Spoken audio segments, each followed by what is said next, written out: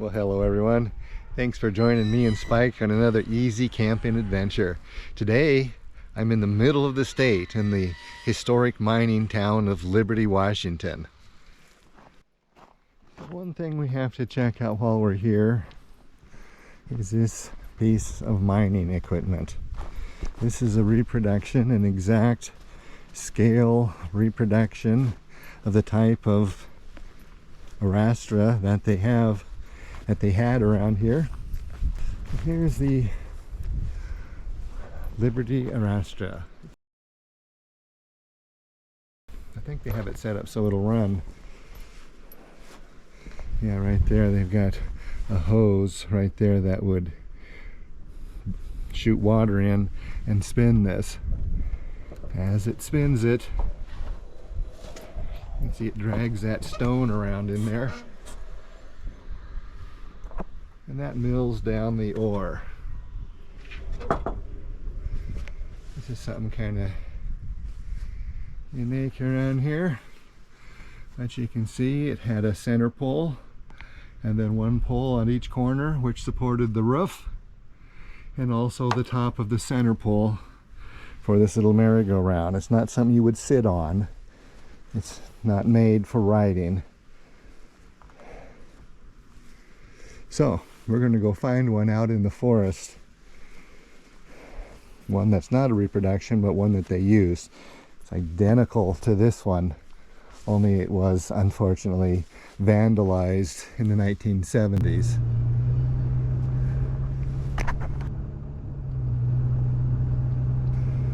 Okay, so we'll leave Liberty now. We're going to go out of town here a few miles, try to find the Virden mine.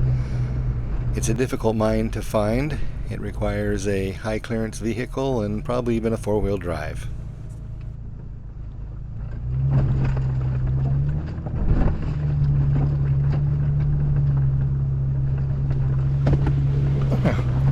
Here we are.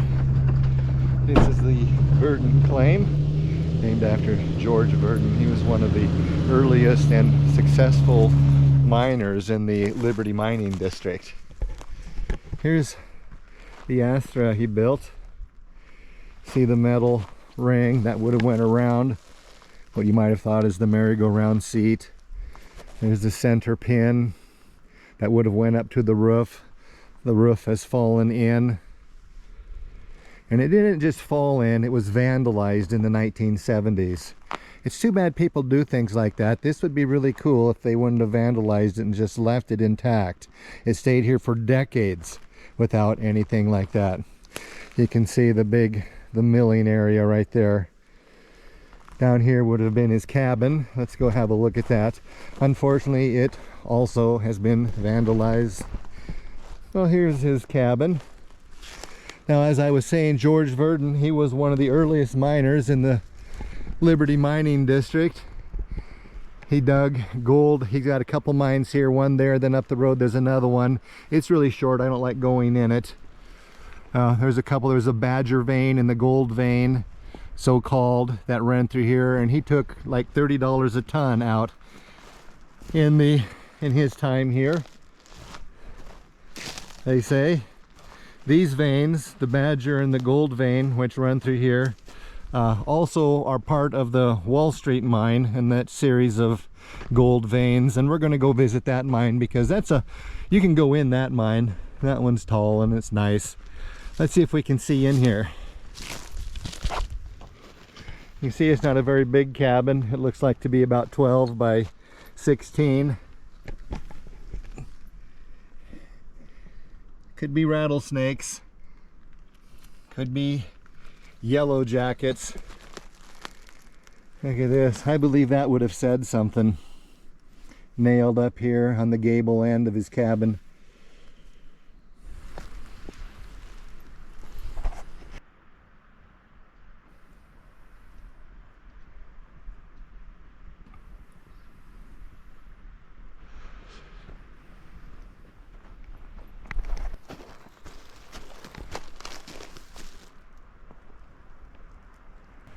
You know, George Virden was not only a successful miner, he was a pretty good craftsman.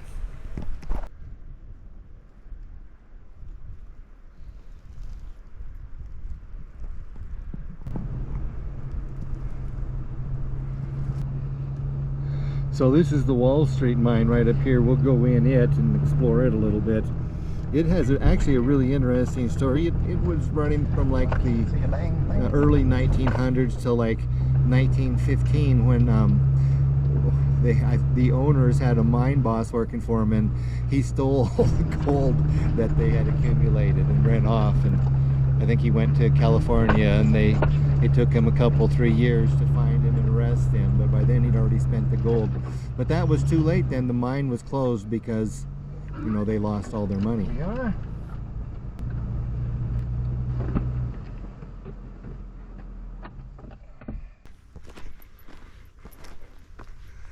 It's a little more overgrown than it was last time I was here.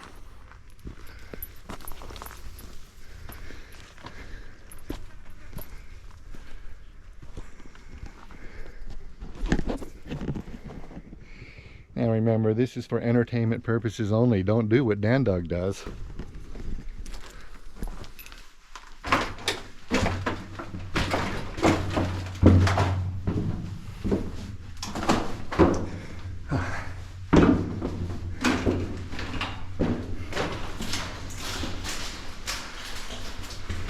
So this is called a water level mine.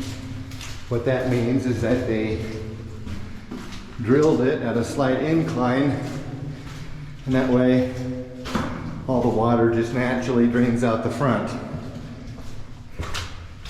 Don't have to pump the water out.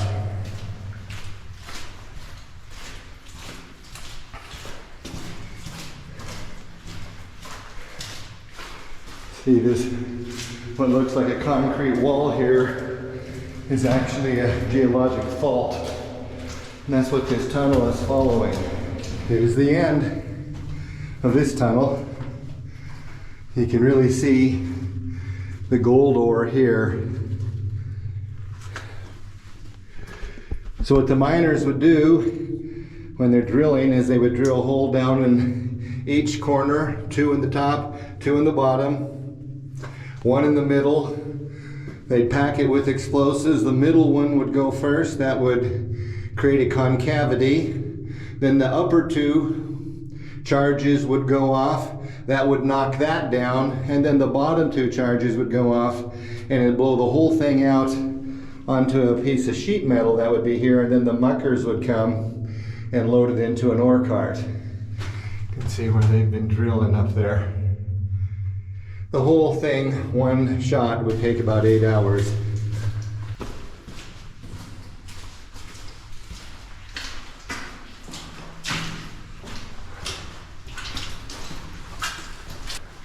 But you got to remember, this tunnel has been here through all the major earthquakes in the Northwest in the past 100 years. In fact, I once read that mines typically are a safe place to be in an earthquake. In the 1964 earthquake in Alaska, for instance, none of the mines collapsed. But if a skyscraper is the most dangerous place to be and the mine is the safest place to be, I'd still rather be in the skyscraper. Look at how this mine has, here's a piece of that sheet metal for mucking. Wow, look at this big open stope here. Look at that hanging off the edge there. Wow, that's good. There's some gold ore for you. This is definitely a big vein here. Wow. Okay, let's get out of here before the earthquake strikes. Okay, back to the main tunnel.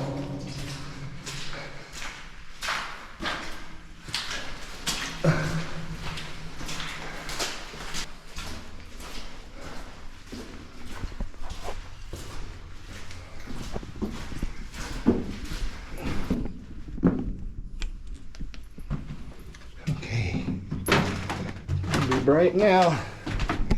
Those sunglasses on. I'm stumbling out. But enough of that, let's head to our campsite. So as I'm driving here, heading toward my camping area, I'm pondering, I can think of 3 spots that I'd really like to camp at where I've never camped. My favorite place to camp, if I could get there, but I don't know if I can, is Tronsen Ridge. I'd like to be there on top of that. So pretty. Then after that, I think maybe I'd like to be at Nana Meadows. Now I know I can get there. And then there's another spot in between which has the charm of having a restroom nearby. So that's Diamond Head. I'm heading up to go up on Table Mountain right now. That'll get me to where I'm going. So I like to stop here. There's the springs right here. Comes out right there. So I'll fill up my water bottle. Wow, that's nice and cold. Huh. Got my water and a shower too. Well, a few splashes.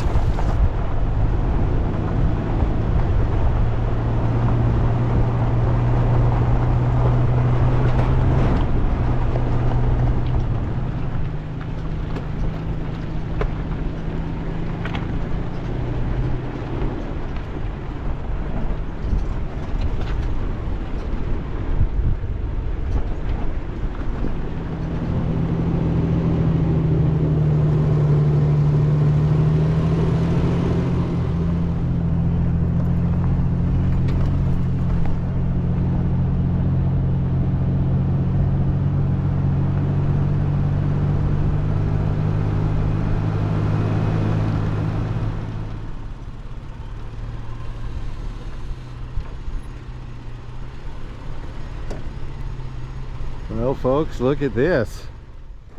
This is camp for tonight. Right here next to these awesome hoodoos.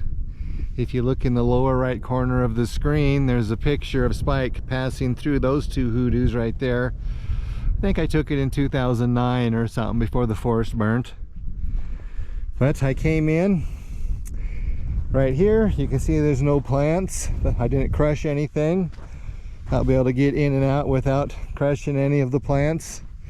I've got this area here. You can see it's wind swept. The wind just comes right through here. So when I leave, within a couple days, even my tracks will be gone. Okay, I put this off for far too many decades. I'm gonna walk up here and check out these hoodoos. I've always wanted to do that. And this is a perfect opportunity. I'm camped here. What a beautiful spot. Just stunning. But here's the hoodoos. Go check them out.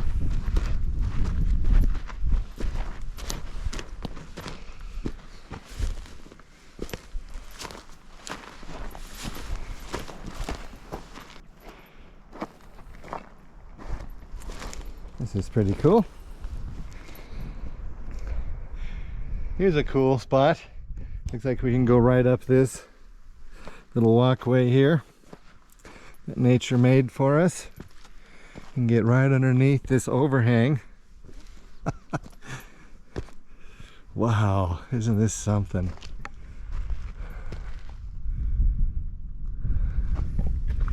Yeah, go right down in here.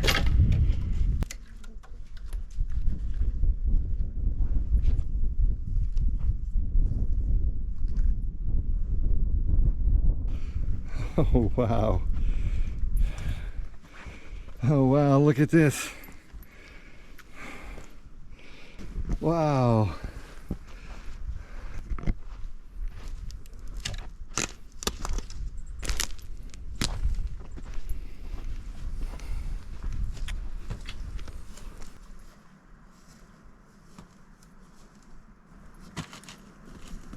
Wow, this is awesome. Little mammal holes everywhere. Wow.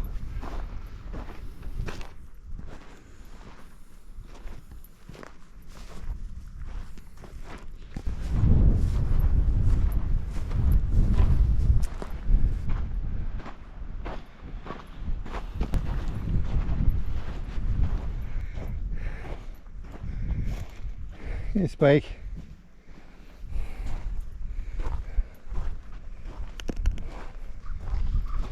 Well, I was hoping the wind would die down this evening and stop menacing me. Make it easier to cook, but you know, never expect what you want. So I'm going to set up here on the table, get my dinner ready to put on the fire. Then I think I'll use the table as a wind block for the campfire. All I need is for the water in there to boil. It'll turn to steam and boil away, and in the process heat my dinner. Conan's bread cutter.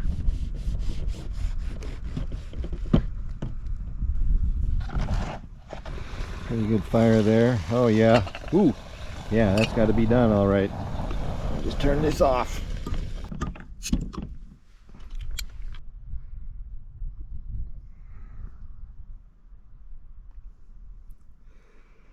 Well, I'm certainly grateful for this evening. What a fantastic spot. I'm so glad I came here. Sunset's only getting better and dinner's just getting started.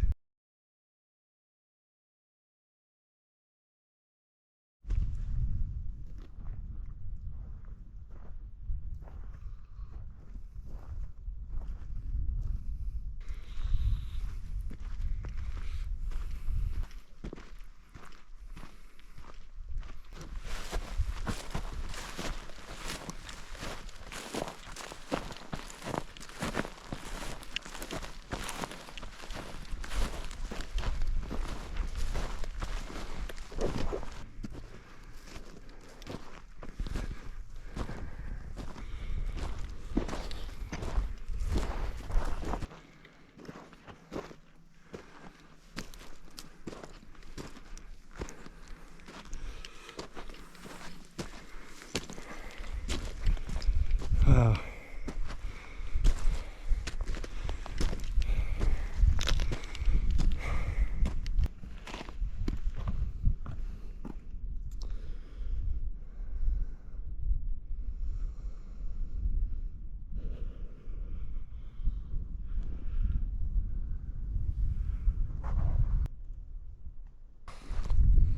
In the evenings, it's often hard to know what to do. Should I sit in my chair and just relax and watch the sunset, or should I go for a walk like this? And this is my usual choice.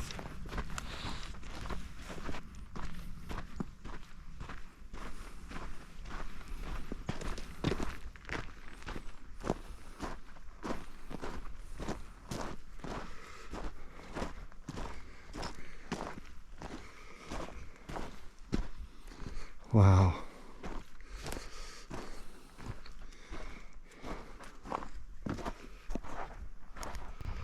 Well, it's about 10:15 at night. It's about how late I can stay up. It's actually pretty cold. I turned off the fire now. That was the only reason I was able to stay up as late as I did. I'm starting to shiver. It's time for me to crawl into bed. So, didn't really get to see the stars tonight. It just never really got dark enough. I'll see you in the morning. Good night.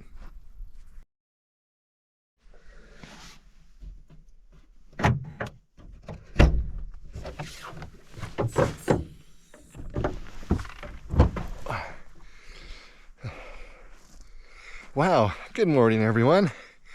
What a beautiful morning. What an excellent night's sleep. It's about 6:45. The sun's just coming up there over the top of that hoodoo. Well, what I think I'm going to do is go ahead and pick up my 5 things right now, load them all in Spike, and head down the road about a 30-minute drive, just about 3 miles, to a campground where they have picnic tables. I'll have my breakfast there.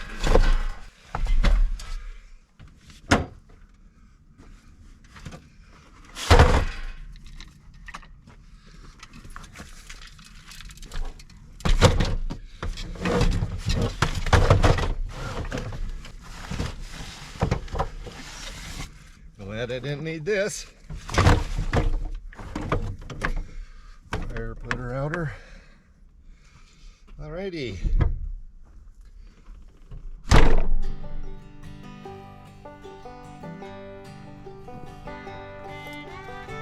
Well, there we are. Everything all picked up and ready to go. And I guess that's it. That concludes another easy camping adventure. Really appreciate your coming along as always, hanging out with me in my adventures. Hope you come along next time too. Till then, you've been easy camping with Dan Dog and Spike.